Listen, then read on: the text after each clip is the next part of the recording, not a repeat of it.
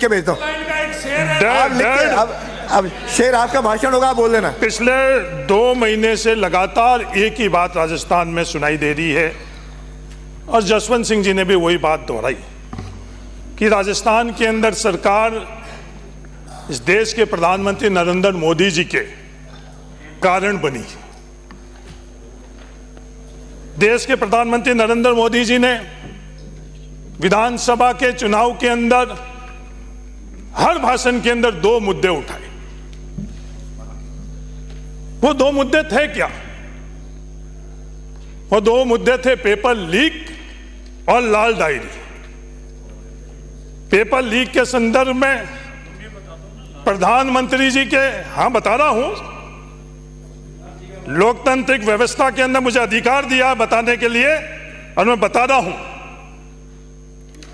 और आपको सुनने की जिम्मेवारी दी है। आप सुनो, जब आपको बोलने का अवसर मिलेगा तो मैंने सुना। पेपर लीक के संदर्भ में अध्यक्ष महोदय, पिछली सरकार ने एसआईटी बनाई हुई थी और वापस सिर्फ एसआईटी का गठन हुआ। लगातार प्रधानमंत्री जी के मुंह से यह बात करी गई कि सियासत में बैठे हुए लोगों ने पेपर लीक करवाया। 2 महीने हो गए, हमारे सदन के नेता और हमारे खुद के अध्यक्ष लगातार ये बात कह रहे हैं, कुछ भी हो तो कर। अब आपकी जिम्मेवारी सिर्फ आरोप लगाने की नहीं है। आप राजस्थान में सरकार में हो, केंद्र में सरकार में हो, सिर्फ बातों से नहीं, अगर कुछ है तो वह कार्रवाई करने का अधिकार आपके पास है, वो कार्रवाई करो। सिर्फ बातें करने के लिए नहीं, और ये लच्छेदार बातें और शब्दों का इस्तेमाल कर नहीं। जो लच्छेदार बातें आप कर रहे हो उससे राजस्थान का भला नहीं होगा। जो जिम्मेवारी आपको दी गई है वो जिम्मेवारी आप निभाओगे, जब जाकर राजस्थान का भला होगा। लाल डायरी इस सदन के अंदर किस किस तरह के चीजें देखी गई। एक षड्यंत्र रचा गया, उस षड्यंत्र के तहत एक नाम लाल डायरी। क्या हुआ उस लाल डायरी का? जो लगातार प्रधानमंत्री और आप तमाम लोग जो पैरा 7 के अंदर आप लोग बता रहे हो, जिसके कारण राजस्थान में सरकार बनी है, उस लाल डायरी के संदर्भ के अंदर क्या हुआ? कोई इस तरह की लाल डायरी थी नहीं। कोई इस तरह की, गजेंद्र सिंह जी अगर बोलने का मेरे को इजाजत दी है तो मैं बोल रहा हूं, अगर इसे कोई लाल डायरी नहीं थी। अध्यक्ष महोदय, इस देश के अंदर हम सबसे ज्यादा विश्वास किस पर कर सकते हैं? लोकतांत्रिक व्यवस्था से में चुने हुए देश के प्रधानमंत्री के ऊपर हम लोग विश्वास करते हैं। प्रधानमंत्री के मुंह से झूठ बुलवाया गया, असत्य बुलाया गया। राजस्थान के अंदर सिर्फ वोट लेकर और सरकार बनाने के लिए दोनों पक्षों से आग्रह है कि बीच में न बोले। राजस्थान के लोग जवाब मांग रहे हैं। आप बोल लो, आप बोल लो। आपका नंबर नहीं आ रहा। प्रधानमंत्री जी का तो जो सोच था वो 10 साल से राजस्थान नहीं पूरा देश देख रहा है। अध्यक्ष महोदय, कल हमको राजस्थान की सरकार क्या संदेश दे रही है? राजस्थान की सरकार संदेश दे रही है निवेशक ही हमारा एकमात्र वीआईपी है। आज निवेश कौन कर सकता है? इस निवेश की ताकत किसके पास है? अडानी और अंबानी के पास।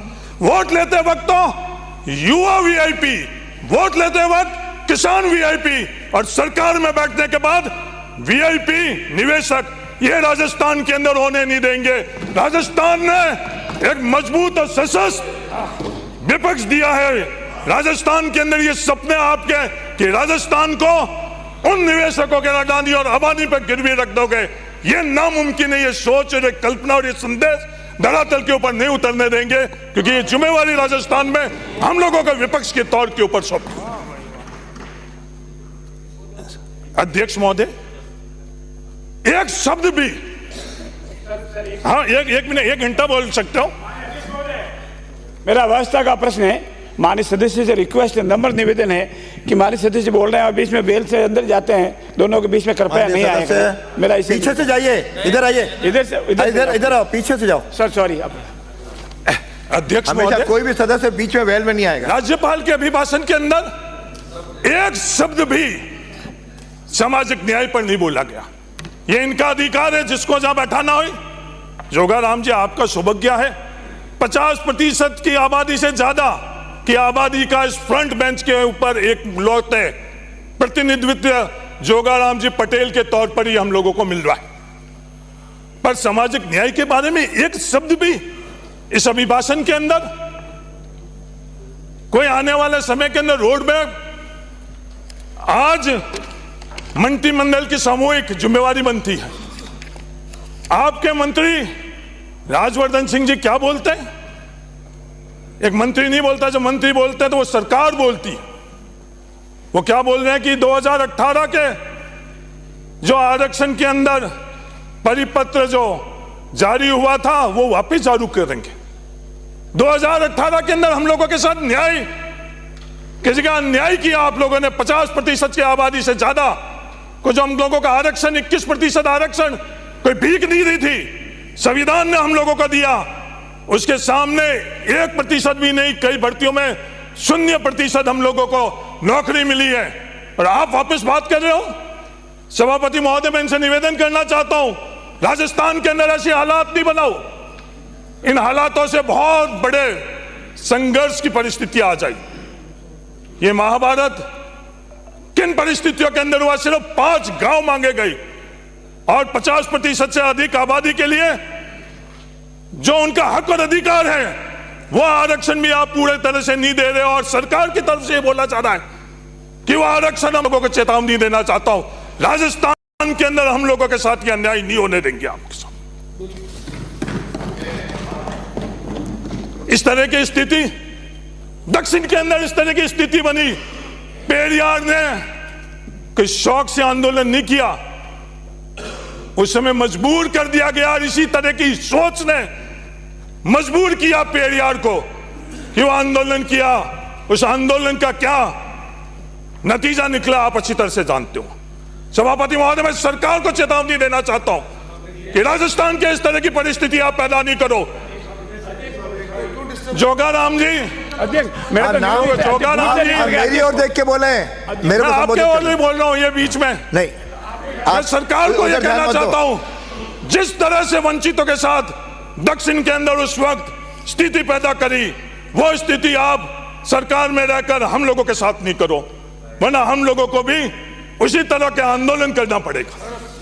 और हमारा हक और अधिकार हम लेना जानते हैं, यह कोई भीख नहीं है। सभापति महोदय, अध्यक्ष महोदय, अध्यक्ष महोदय, हाँ अपने सबके अध्यक्ष हैं, पूरे सदन के अध्यक्ष हैं, इकलौते आपके अध्यक्ष नहीं है। गलती तो होती है, गलती होती है इंसान से, इतना अहंकार नहीं रखो, मैं इंसान हूं। अध्यक्ष महोदय, हाँ बोलिए। जेजेएम के बारे में बात करी गई, राज्यपाल के अभिभाषण के ने जेजेएम के अंदर राजस्थान के साथ जो धोखा हुआ उसकी चर्चा नहीं करी। रेगिस्तान इलाके के अंदर 90% केंद्र की पेयजल की योजना के अंदर केंद्र सरकार देती थी और राज्य सरकार सिर्फ 10% देती। आज भी पहाड़ी इलाके के अंदर 90% केंद्र सरकार दे रही है और 10% राज्य सरकार दे रही है।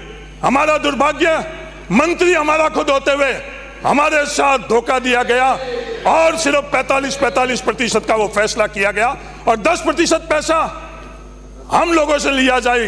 रेगिस्तान में रहने वाले लोगों के लिए वो पैसा कितना होता है, वो दर्द और तकलीफ राजस्थान की सरकार ने समझी और ये फैसला किया कि वो 5% पैसा भी राजस्थान की सरकार।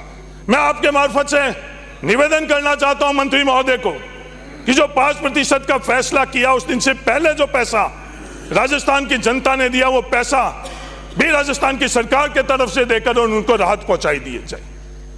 इस जेजेएम के अंदर जो सबसे बड़ी, आप कह रहे हो भ्रष्टाचार हुआ है, आप कह रहे हो गुणवत्ता में कमी हुई है। हाँ, अगर भ्रष्टाचार हुआ, गुणवत्ता में कमी हुई तो कार्रवाई करो, जो भी दोषी है उसके खिलाफ कार्रवाई करो। पर हमारे को हर ढाणी, हर घर के अंदर पानी कैसे पहुंचा सके और उसके अंदर क्या क्या बाधा आ रही है, मेरा निवेदन है कि उसके बारे के अंदर मंत्री महोदय आप उसके बारे में पता करो पानी का सोर्स, और अगर हम रेगिस्तानी वाले इलाके के अंदर रहने वालों के लिए अगर उस पानी के अंदर कहीं बूस्टिंग की जरूरत हुई, क्योंकि हम लोग समतल इलाके में नहीं रहते हैं, 200-200 300-300 फीट दोहरे हैं। गजेंद्र सिंह जी अच्छी तरह से जानते हैं, इनके फलोदी के अंदर भी वो स्थिति है। तो वहां अगर डिजाइन के अंदर सर्वे में कुछ कमी है तो वापिस सर्वे कराकर वो जो टूटिया है उस टूटिया को भी कम करें और खत्म करें। सोर्स हमारे लिए सबसे बड़ी चुनौती है। ERCP के लिए आपने बोला तालियां बजाई, ERCP के अंदर राजस्थान को अगर ज्यादा पानी मिलेगा तो तालियां नहीं, मैं आपको विश्वास दिलाता हूं हम लोग धन्यवाद भी देंगे। अगर राजस्थान के अंदर राजस्थान को पानी के बंटवारे के अंदर हम लोगों के साथ अगर न्याय नहीं होगा और फिर आप लोग कहोगे तालियां बजाओ, कोरोना के तरह तालियां बजाओ, तो राजस्थान तालियां और थालियां नहीं बजाएगा, नहीं बजाएगा। राजस्थान के साथ धोखा हुआ तो हम लोग बर्दाश्त नहीं करेंगे। ERCP के संदर्भ में आपने बोला तालियां बजाओ, तो जो सोर्स है, सोर्स के अंदर कमी हम लोग कैसे दूर कर पाए, जो अंडरग्राउंड वाटर है उसके संदर्भ के अंदर, और जो IGNP के संदर्भ के अंदर। आज IGNP जो इंदिरा गांधी नहर परियोजना के मार्फत से जोधपुर के अंदर तो IGNP से वापस एक और समानांतर नहर आ चुकी है, पर क्या आज समय नहीं आ चुका है कि इस IGNP के समानांतर हम लोग नहर बनाकर और राजस्थान को भविष्य के अंदर पानी की कमी को हम लोग दूर करें। मेरा निवेदन है कि इसके बारे में भी हम लोगों को सामूहिक तौर के ऊपर चर्चा कर विचार कर हम लोगों को इसका फैसला करना चाहिए, क्योंकि स्थितियां ठीक नहीं है। पानी के संदर्भ में IGNP में किसानों की क्या स्थिति है वो हम लोगों से छुपी हुई नहीं है। जैसलमेर के अंदर हम लोगों को पूरा पानी नहीं मिल रहा, किसान आंदोलन कर रहे हैं। पेयजल हम लोगों के लिए क्या स्थिति है वो भी आप लोगों से छुपी हुई नहीं है। तो सरकार से मेरा ये निवेदन है। बाबू सिंह जी राठौड़ साहब ने ये बोला, बिजली के संदर्भ में बोला। बाबू सिंह जी राठौड़ साहब, बिल्कुल पड़ोस में आपके मैं रहता हूं, बिजली में काम नहीं हुए। मेरे भाई तो विधानसभा क्षेत्र के अंदर राजस्थान सरकार ने 40,000 विद्युत कनेक्शन किए। कितने? 5 सालों के अंदर 40,000 विद्युत कनेक्शन। आप पड़ोसियों का ध्यान नहीं रख रहे हो। हमीर सिंह जी, योजना के संदर्भ में आप फिर बताओ। अरे हमीर सिंह जी, माननीय सदस्य हमीर सिंह जी, मैं सभी बता दूंगा, आप मेरे को समय दिला दो सभी।